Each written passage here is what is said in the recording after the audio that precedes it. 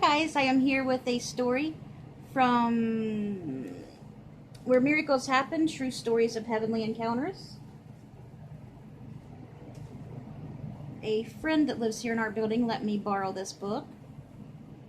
Okay, and this little quote is from the Angel book, and it is a quote from Karen Goldman, and it says, "Angels may not always come when you call them, but they come when you need them."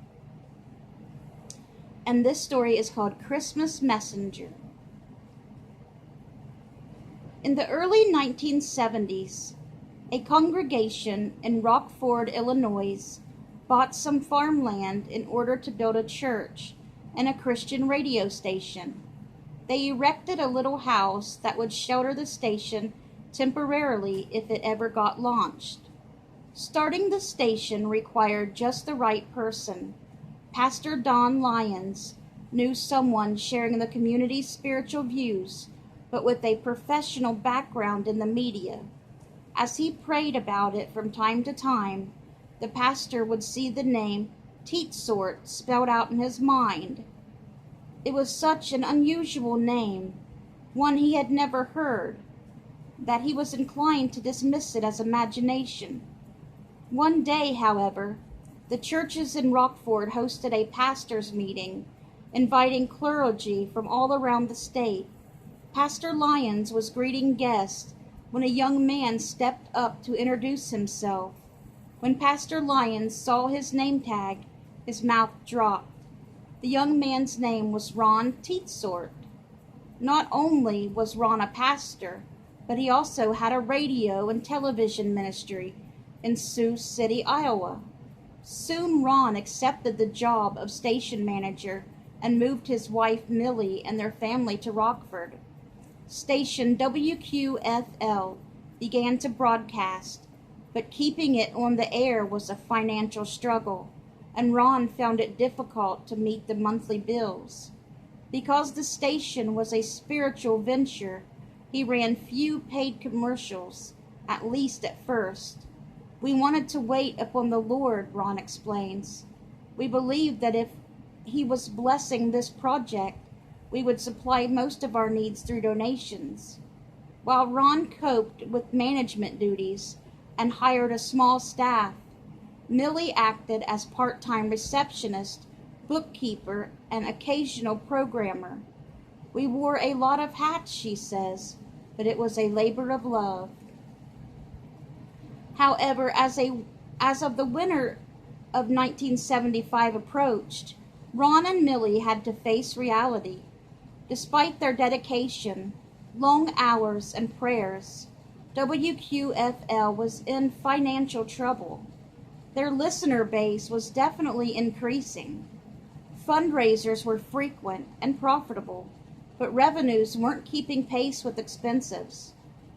They had fallen behind a little each month, and one afternoon when Millie did the books, she came to a grim conclusion. In order to catch up and keep going, WQFL needed just over $3,000 now. It might as well have been $3 million. Millie sat in her receptionist chair next to the little house front window, gazed up on a new snowfall on the silent fields, and wanted to cry. Christmas was approaching, but for her and Ron, it seemed the end rather than a hopeful beginning. All their hard work, the dreams shared by the founding congregation, everything seemed to be sinking in a mass of debt. "God," Millie prayed, "we really thought you wanted the station to succeed. Did we misread you? Please tell us what to do now." The room remained silent, its hush seemingly magnified by the stark witness outside. No one had come by all day. How she wished for company now. A friendly neighbor to comfort her, even a delivery person bringing a touch of Christmas into the little room. As if in answer to her unspoken plea, the front door opened. and a middle-aged man strode in carrying a sealed envelope. Millie was surprised. She had heard no car coming up the long driveway, no footsteps on the porch, and as she usually did, but perhaps the new snow had muffled the sounds. She smiled at the man. Although she knew many townspeople by now, she had never seen him before. The man handed her the envelope. "Give this to Ron," he told her. "Use it for the station." "This is very kind of you," she said. "Would you like to talk to Ron? I can call him." "That won't be necessary." It was not unusual for people to pop by with a donation in a way. The radio station belonged to everyone in the town, but usually benefactors stayed for a while to chat. This brusque man was already turning away, although he would need a receipt for tax purposes.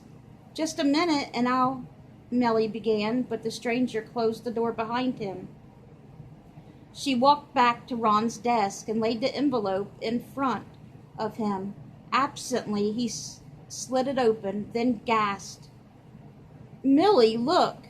Inside was cash, just over $3,000.